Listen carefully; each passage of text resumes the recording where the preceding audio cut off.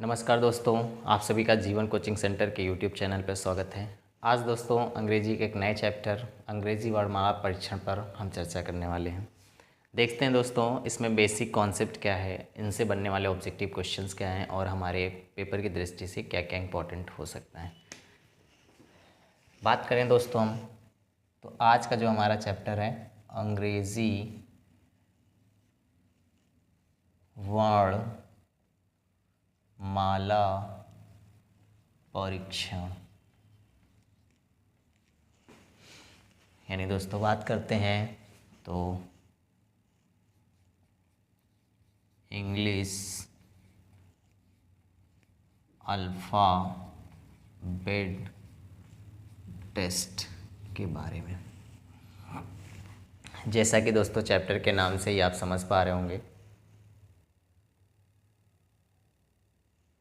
Chapter के नाम से ही आप समझ पा रहे होंगे कि पहले हमें किसके बारे में जानकारी होनी चाहिए, वर्णमाला के बारे में। दोस्तों हम बात करें वर्णमाला तो अंग्रेज़ी वर्णमाला के बारे में अगर हम बात करते हैं तो A to Z यानी ये 26 लेटर ही आपके वर्णमाला के अंतर्गत आते हैं जो A से शुरू होकर Z तक जाते हैं। अब दोस्तों हम बात करते हैं अगर वर्णमाला परिचय में तो इनमें क्या क्या विशेषताएं होती हैं और किस तरीके से इस चैप्टर में क्वेश्चंस बनेंगे, इनको देखते हैं। पहले दोस्तों अगर हम बात करते हैं तो वर्णमाला को हम दो सेक्शन में डिवाइड कर पाते हैं। पहला होता है हमारा स्वर, जिसे हम बोलते हैं वॉवेल्स के रूप में। दूसरा दोस्तों हम बात करते हैं तो व्यंजन यानी कंसोनेंट के रूप में डिवाइड करते हैं। ए है, ई है, आई है, ओ है और यू है। स्वरों के बारे में हम दोस्तों बात करते हैं तो इनकी संख्या 5 होती है। अन्य दोस्तों बात करें हम तो 21 लेटर जो आपके बचते हैं वो सभी कंसोनेंट होते हैं। पहला परिचय तो हमने वर्णमाला के इस रूप में देखा। अब दोस्तों हम दूसरे रूप में अगर हम बात करें इसके बारे में तो कुछ हमारा इस तरीके से आता है।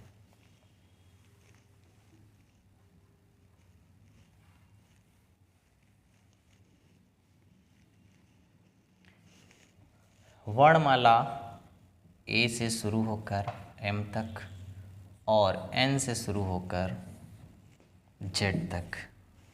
ऐसे हम दोस्तों अगर बात करते हैं तो इन वर्णमाला में एक विशेष रिलेशन होता है।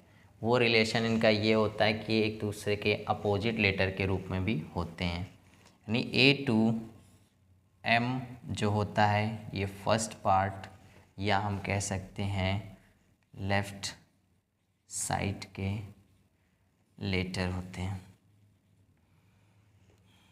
एन टू जेड के बारे में बात करें तो सेकेंड पार्ट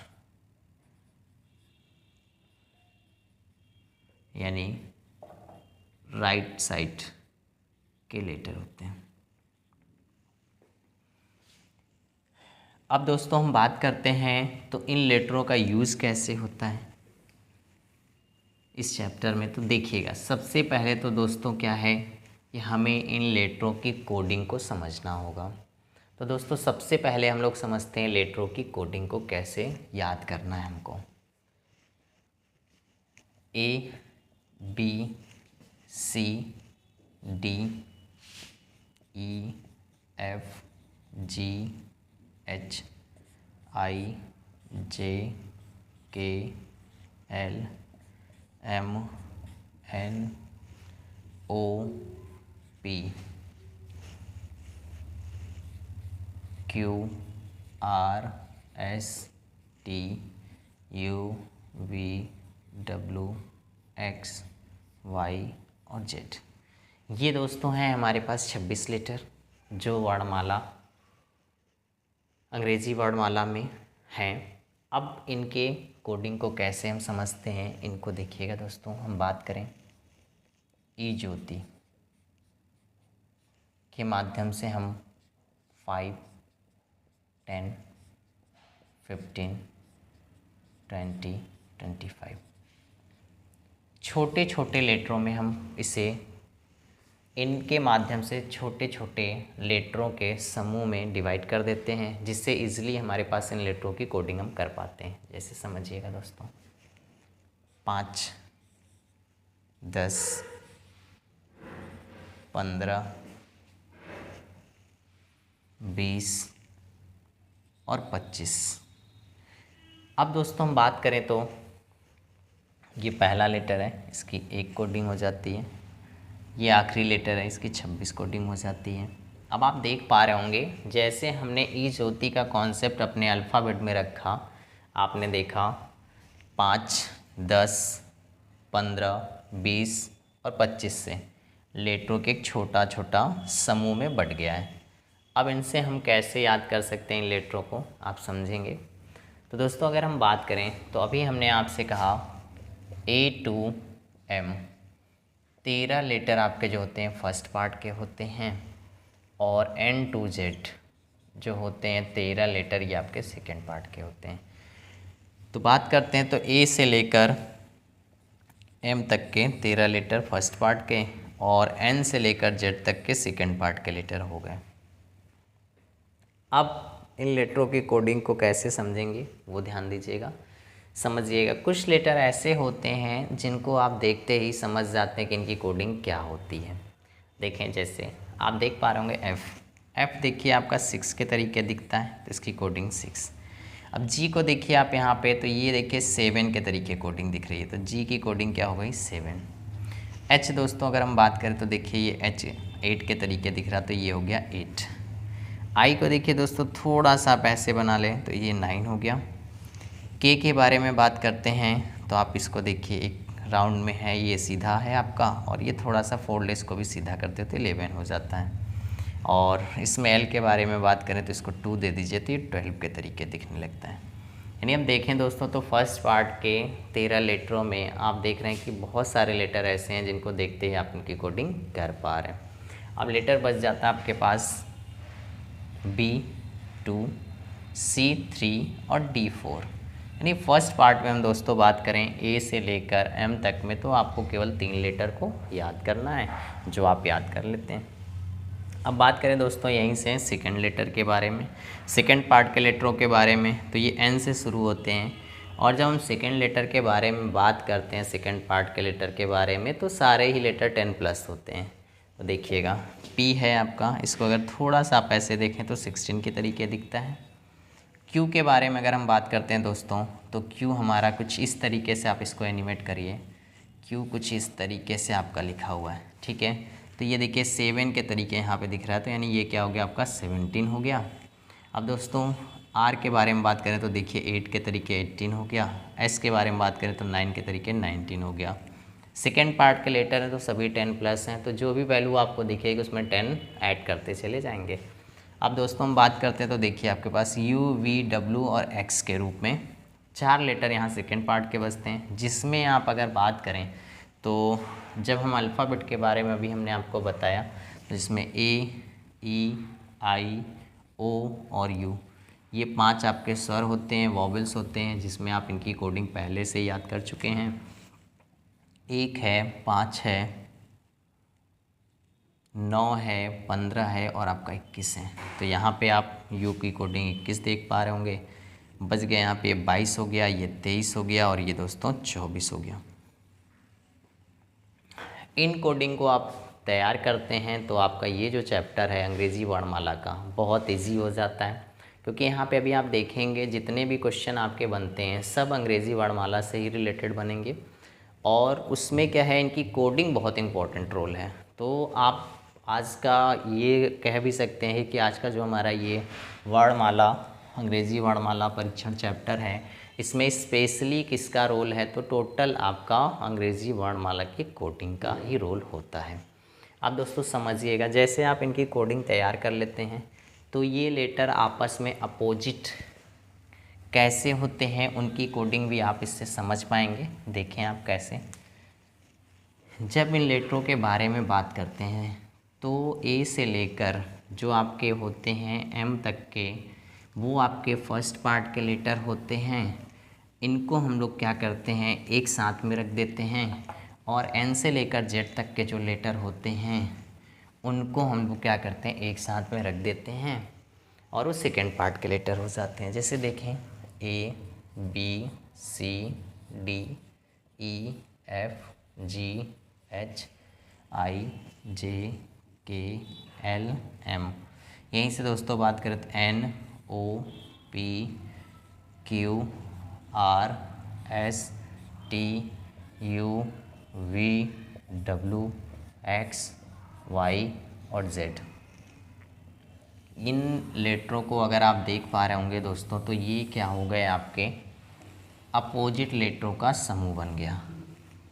यहाँ देख रहे हैं आप सारे के सारे लेटर्स की एक विशेष क्वालिटी होगी, वो क्या होगी, इनकी आपस में रैंकिंग वैल्यू।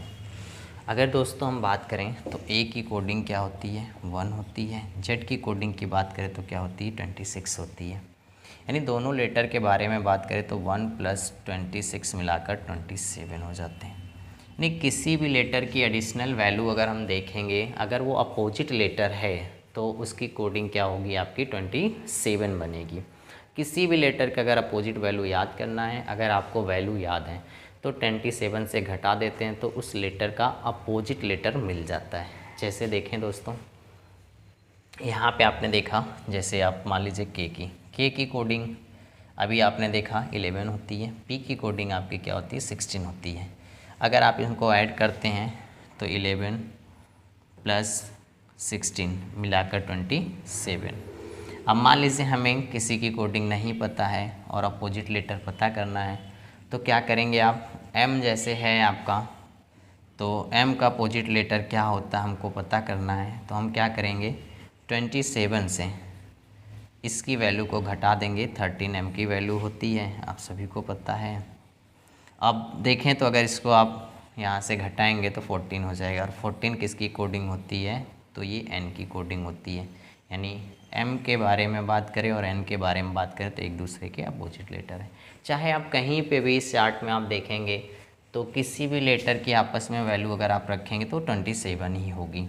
यानी ये 6 है, इसके बारे में बात करें तो 21 है, 27 हो जाएगा। किसी भी लेटर का अपोजिट वैल्यू अगर हमें ज्ञात करना है तो हमें 27 से घटा देते तो उस लेटर की अपोजिट वैल्यू मिल जाती है। चलिए, तो आपने इस चीज़ को समझा और इसे आपको तैयार करना होगा, क्योंकि अभी जो चैप्टर हम लोग पढ़ने वाले हैं उस चैप्टर में भी आप देखेंगे कि ज़्यादातर क्वेश्चनों में इनका बहुत प्रयोग होने वाला है। क्योंकि जब भी आपसे क्वेश्चन यहाँ पर बनेगा तो कुछ क्वेश्चन आपका राइट और लेफ़्ट से ही बनता है, तो राइट लेफ़्ट को समझते हैं हम सब किस तरीके से। चलिए, अब इसी में अगर दोस्तों हम बात करते हैं तो इसका अल्फ़ाबेट का एक अरेंजमेंट हम जहाँ से क्वेश्चन पेपर में बनता है वो किस तरीके से बनता है।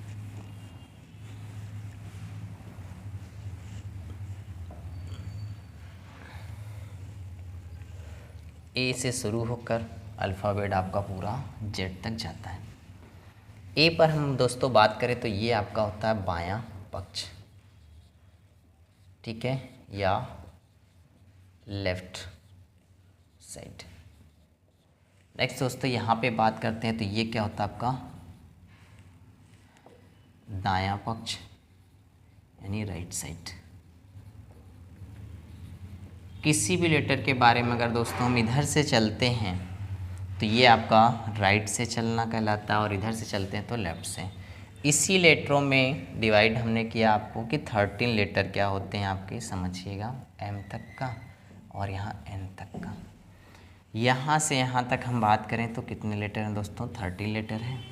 ये लेटर किस किस नाम से जाने जाते हैं, तो ये फर्स्ट पार्ट के लेटर होते हैं, या इसे कहा जाता है प्रथम अर्धांश। समझिएगा दोस्तों पेपर में कैसे क्वेश्चन बनेगा, इसको समझिएगा। या हम कह सकते हैं बाएं पक्ष के अक्षर, ठीक। इसके बारे में बात करें तो इधर भी 13 लेटर ही होते हैं, और इसे बोलते हैं सेकेंड पार्ट के लेटर, या बोलते हैं द्वितीय अर्धांश, या दाएं पक्ष के अक्षर, दाएं पक्ष के अक्षर। आपने इसको देखा किस तरीके से। अब देखिए क्वेश्चन कैसे बनेंगे यहाँ पर, इसको देखते हैं। और इसमें क्या चीज़ है जिससे हम इजली कम समय में अपने राइट आंसर को समझेंगे। यानी जो क्वेश्चन जनरली अगर आप उनके प्रोसेस से करते हैं तो 1 मिनट या आपका इससे ज़्यादा समय लग सकता है, लेकिन अगर इन कॉन्सेप्ट को आप समझते हैं हमारे, तो इस कॉन्सेप्ट से जो क्वेश्चन आपका 1 मिनट में लग रहा था वो 10 सेकंड में लग जाएगा। तो उसी चीज़ को समझना है हम सभी को कि आखिर में हम किस तरीके से रीजनिंग के पेपर को पेपर में अटेम्प्ट करें कि कम समय में हमारे क्वेश्चनों की संख्या ज़्यादा अटेम्प्ट हो और जो भी आंसर्स हम निकालें और वो सारे राइट आंसर्स हों। तो समझिएगा। अब दोस्तों अगर हम बात करें इसके बारे में, तो यहाँ से आपके पास कुछ रूल्स बनते हैं जिनको आप समझेंगे। वो रूल्स कुछ इस तरीके से बनते हैं, कैसे समझें। अब आपके जब लेटर के बारे में बात करता है A to Z के बारे में, तो first type, second, third, fourth और फिफ्थ, 5 तरीके के क्वेश्चंस आपको यहाँ पर सीरीज वाइज देखने को मिलते हैं। तो वो सीरीज़ क्या होती है, जब वर्णमाला में कोई चेंजमेंट ना किया जाए, यानी मूल रूप से जैसे वर्णमाला है वैसे ही रखा जाए A to Z के रूप में। सेकंड रूल दोस्तों ये आता है, जब वर्णमाला को क्या कर दिया जाए, विपरीत क्रम में अपोजिट कर दिया जाए, तब क्या होता है। नेक्स्ट, फर्स्ट पार्ट को वास्तविक रूप में रखा जाए लेकिन सेकंड पार्ट को बदल दिया जाए। फिर आता आपका फर्स्ट पार्ट को क्या कर दिया जाए, बदल दिया जाए, और सेकंड पार्ट को वास्तविक रूप में रखा जाए। और फिर अंतिम में कुछ प्रश्न आपको देखने को मिल जाते हैं जब दोनों ही पार्ट को आपको चेंज कर दिया जाता है, तो क्या क्या कंडीशंस बनती हैं और किस तरीके से हम क्वेश्चन को करते हैं। ये आपका इस सेक्शन पर दिया हुआ क्वेश्चन का तरीका होगा। उसमें बोला जाएगा प्रथम फर्स्ट पार्ट को वास्तविक रूप में रखा जाता है, सेकंड पार्ट को अपोजिट कर दिया जाता है, या सेक्टर जैसा भी आपको वहाँ पे बताया जाएगा वैसे आपको कंडीशंस ध्यान रखना है। दोस्तों बात करें according to first condition. First condition में जो क्वेश्चन के तरीके बनेंगे वो 4 तरीके से क्वेश्चंस आपसे पूछे जाएंगे। पहला कहता है बाएं बाएं से संबंधित लेटर के बारे में बोला जाता है। बाएं प्लस दाएं लेटर से संबंधित के बारे में बोला जाता है। दाएं प्लस दाएं से संबंधित क्वेश्चन किया जाता है, और दाएं प्लस बाएं के बारे में बात किया जाता है। समझिएगा दोस्तों, यानी ये हो गया आपका लेफ़्ट प्लस लेफ़्ट, ये हो गया लेफ़्ट प्लस राइट, और ये हो गया राइट प्लस राइट, और ये हो गया आपका राइट प्लस लेफ़्ट। कुछ कंडीशंस हैं जिनको आप समझेंगे भली भांति। अब दोस्तों अगर हम बात करते हैं यहाँ पे, तो ये समझिएगा यहाँ पे क्या हम समझाना चाहते हैं, आपको क्या बताना चाहते हैं यहाँ से। अगर दोस्तों बाएं बाएं कहता है तो हमेशा क्या होता है, पहली कंडीशन को ध्यान दीजिएगा। अगर ये बाएं बाएं कहा जाता है तो कंडीशंस क्या बनेंगी, इसको ध्यान देंगे। बाएं बाएं अगर कहता है तो ये माइनस होके रखाता है, अगर बाएं दाएं कहता है तो प्लस होके रखाता है, और दाएं दाएं कहता है तो माइनस होके रखाता है, और दाएं बाएं कहता है तो प्लस होकर रखाता है। इन नियम को आपको समझ लेना है। इनका प्रयोग अभी अन्य चैप्टरों में भी किया जाएगा, आप उसको समझेंगे। लेकिन दोस्तों यहाँ पे अगर हम बात करें तो यहाँ पे अंग्रेज़ी वर्णमाला के बारे में बात की जा रही है। तो समझिएगा, जब इस तरीके का क्वेश्चन आपके पेपर में पूछा जाता है, तो जब आपका बाएं से क्वेश्चन किया जा रहा है तो अकॉर्डिंग टू अल्फ़ाबेट अगर हम बात करें तो ये अरेंजमेंट क्या है, ऑर्डर टेस्ट में है। तो आपको कुछ नहीं करना होता है, जो क्वेश्चन पूछा गया है वही आपका लेटर आंसर होता है। अभी हम एग्जाम्पल भी कुछ लेंगे।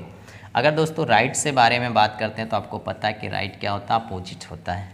तो जब भी राइट के बारे में बात करेगा तो नोट कर लेंगे। जब भी दाएं से अक्षर के बारे में पूछता है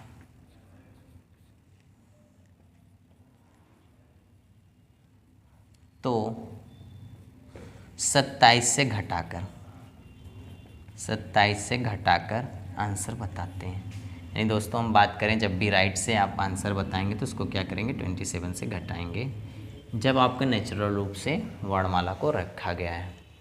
अगर दोस्तों क्वेश्चन कंडीशंस बदलती है तो ये रूल्स भी आपके बदलते हैं अकॉर्डिंग टू अल्फ़ाबेट अरेंजमेंट। यानी जैसा कि देख पा रहे हैं ये रूल किस पे फॉलो कर रहा है, पहले टाइप पे फॉलो कर रहा है। सेकंड टाइप में अगर चीज़ें बदलेंगी तो ये रूल्स भी बदलेगा, कंडीशन ये वाली सेम रहेंगी, लेकिन ये 27 से घटाकर आंसर बताने वाली कंडीशन आप किस पे ध्यान देंगे, जिस तरीके से ये क्वेश्चंस की कंडीशंस बनेगी। यानी जब अपोजिट लेटर के बारे में बात किया जाता है तभी आपको 27 से घटाना रहता है। ठीक है, तो उम्मीद करता हूँ कि ये बात आपको समझ में आ गई होगी। अब चलिए कुछ एग्जांपल्स लेते हैं कि यहाँ पे किस तरीके से क्वेश्चंस बनते हैं।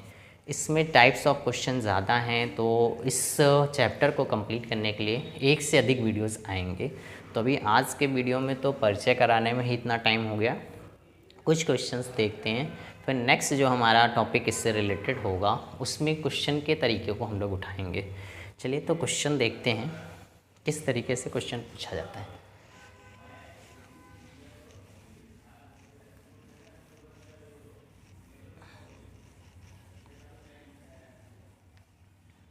क्वेश्चंस हम ले लेते हैं और उसको समझते हैं।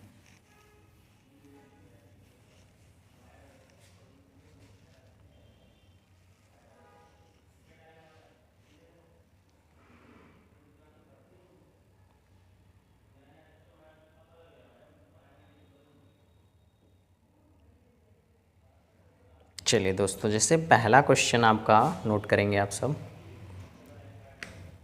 सीधे क्रम में अंग्रेजी वर्णमाला में, क्वेश्चन को सुनिएगा ध्यान से, क्या कहा जा रहा है? सीधे क्रम में अंग्रेजी वर्णमाला। देखिए मैंने आपसे कहा था ना कि जो भी आपकी वहाँ पे कंडीशन होगी वर्णमाला की वो साफ साफ लिखा जा रहा है। यानी किस पे हम बात कर रहे हैं? सीधे क्रम में अंग्रेजी वर्णमाला से संबंधित क्वेश्चन है। क्या कहा गया इसमें समझिएगा। कहा गया बाईं ओर से 18वें अक्षर के बाईं ओर 7वां अक्षर क्या होगा? बाईं ओर से 18वें अक्षर के बाएं और 7वां अक्षर क्या होगा? समझिएगा अक्षर क्या होगा।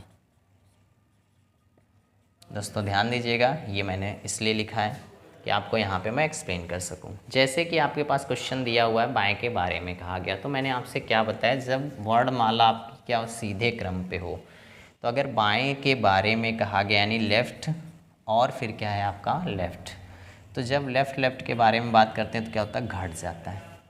तो क्या कहा गया? बाएं से यानी लेफ़्ट से 18 लेटर के लेफ़्ट कौन सा है? 7 लेटर, तो घट जाएगा ना। तो 17 में से आप क्या करेंगे, सॉरी माफ़ करिएगा, 18 में से आप क्या करेंगे? 7 घटाएंगे तो क्या बच जाएगा? 11 बच जाएगा। यानी लेफ़्ट से 11वां, यही आपका आंसर होगा। और आपको पता है कि 11 किसकी कोडिंग होती है? तो के की कोडिंग होती है। यानी ये दिया गया क्वेश्चन जो है इसका आंसर क्या हो जाएगा? के। यानी वो कौन सा हमारा अक्षर होगा? तो वो हमारा अक्षर जो होगा वो क्या होगा? के होगा, हमारा आंसर हो जाएगा। तो उम्मीद करता हूँ दोस्तों ये तरीका आपको समझ में आया। अब चाहे जितना भी क्वेश्चन इस तरीके से दे, यहाँ पे नंबर ही केवल बदलते हैं, बाकी कंडीशन सारी आपकी सेम एज रहती है। तो आपने देखा फर्स्ट टाइप का क्वेश्चन किस तरीके से बनता है। चलिए नेक्स्ट क्वेश्चन देख लीजिए। अब यहीं पे दोस्तों अगर आपसे कर दिया जाए, नेक्स्ट क्वेश्चन में ध्यान दीजिएगा, कह दिया जाए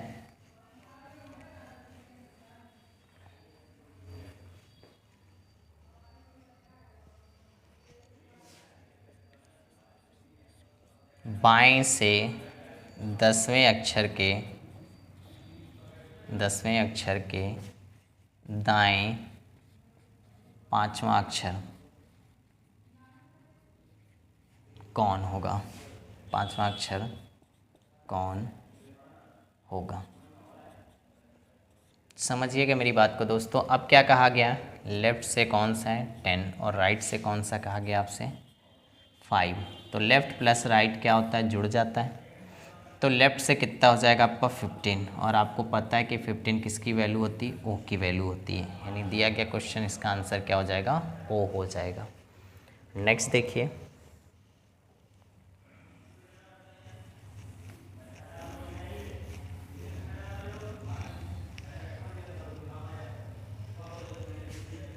कहा गया दाएं से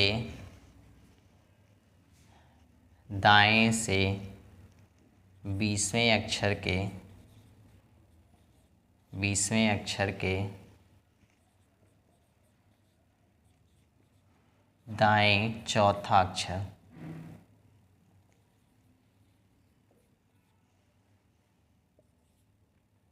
कौन सा होगा।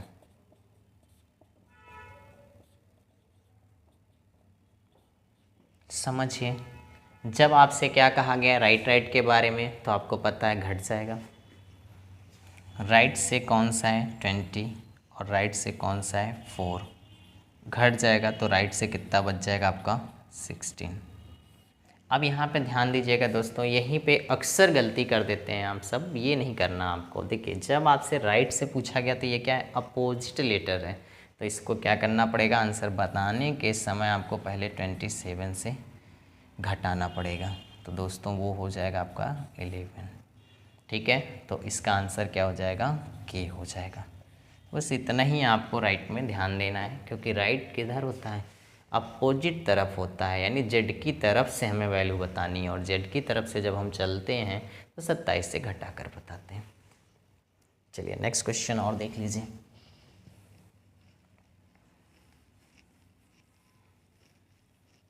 क्वेश्चन में कहा गया है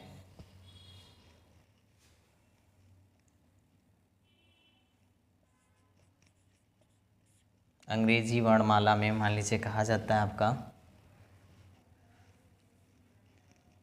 दाएं से 8वें अक्षर के बाएं 5वां अक्षर कौन सा होगा। दाएं से 8वें अक्षर के बाएं 5वां अक्षर कौन सा होगा। फिर से कंडीशन वही है, राइट से क्या बोला गया आपसे 8 और लेफ़्ट से क्या बोला गया 5, ऐड कर देते हैं तो 8 5 कितना हो जाता है आपका 13 हो जाता है, नहीं राइट से आपका 13 हो सकता है, और राइट से जब चलना है तो क्या करना है 27 से घटाना है। दोस्तों अगर हम बात करें 27 से आप अगर इसको घटाते हैं तो यहाँ पे क्या हो जाता है आपका 7 में से 3 जाता है तो बच जाता है आपका 4, और यहाँ पे बच जाता है 1, यानी वो हो जाता है आपका n। तो दोस्तों इस तरीके से आपको इस चैप्टर से रिलेटेड इस टाइप के क्वेश्चंस करने हैं। बाकी अभी इस चैप्टर को कंटिन्यूअस रखेंगे, अदर टाइप के क्वेश्चन हम नेक्स्ट लेक्चर में चर्चा करेंगे। चैनल पर अगर नए हैं तो दोस्तों चैनल को लाइक करिए, सब्सक्राइब करिए, शेयर करिए और अपने मित्रों तक चैनल को पहुंचाएं। Thank you.